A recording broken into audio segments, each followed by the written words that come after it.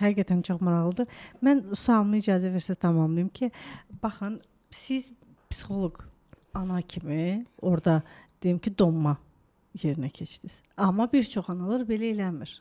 Mənim kimi. Mən məsəl üçün düşünürəm ki, acıqlana bilərdim. Daha sonra da yenə də özümü günahlandıra bilərdim.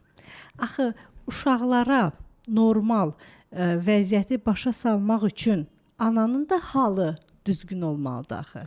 Bilirsiniz, biz uşaqlıqda yaşadığımız hadisələrdən 3 instinktdən istifadə edirik. Məndə o atam müəllim olub, özü də güclü müəllim olub, sinif rəhbərim olub. Məndə o basqıcı ata olduğuna görə mən necə olmuşam? Mən donmuşam, həmişə donmağı seçirəm. Yəni donuram, hə. Sizdə isə necədir? Raditil tranzakt analizdə belə bir və bu yaxınlarda seminarım olacaq ayın 22-si AFMOL-da.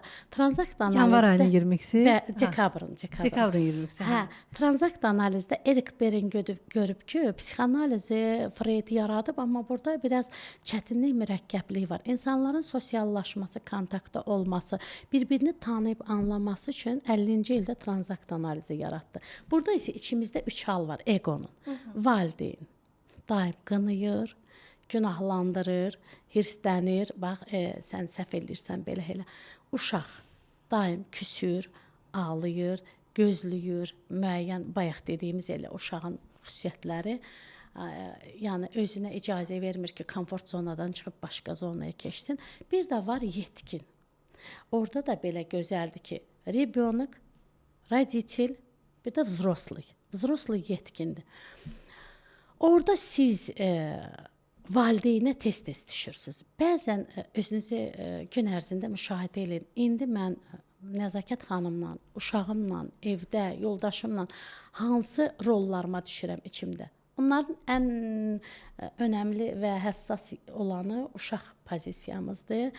Uşağa düşəndə uşaqlığımızda olan o anlara, travmalara düşürük və onun biz həm texnika eləyirik, həm meditasiyası var, исцеление внутреннего ребенка. İçimdəki uşağı şəfalandır. Demək istəyirəm ki, siz valideyndə çox olursunuz. Valideyndə onu balanslaşdırın. Baxın, uşaq harda ola bilərsiniz. Bir parkda əylənərkən, bir marojna yeyərkən, ürəyiniz gəzmək istəyir. Bir o belə fırlanan kaçellər var. Mən onu sevirəm. Hansı ölkəyə getsəm, Rusiyada da çıxıb bütün ətrafa baxıram. Orada uşağınıza, içinizdəki uşağa icazə verin ki, uşaqlığını yaşasın. Bir yerdə valideyn olmaq, harda valideynəm? Mənim uşağıma soyuq olar, ayağı yalın gəzdi, ya nazik paltardadır, şəfqət göstərməliyəm. Harda mən yetkin ola bilərəm? Burada pul alıb vermək lazımdır, bilet zakaza sifariş vermək lazımdır. Məntiqlə mən burada tez özümü ələ alıram, rasional beyni işə salıram, yetkin kimi mən indi burada nə edə bilərəm, nə edə bilmərəm.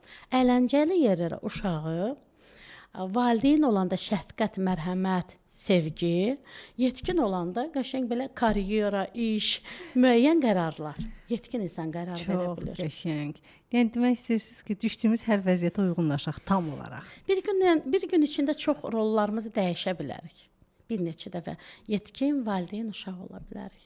Çox qəribədir.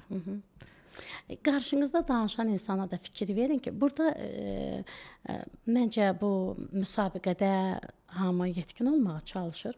Çünki biz bir cəmiyyətin yəni görür bizi, biz orada hardasa nümunəvi olmalıyıq. Bəli. Görünən yer televiziyadır, radiodur və sadə elə öz sosial şəbəkələrimizdə belə biz nümunəvi psixoloq olmalıyıq.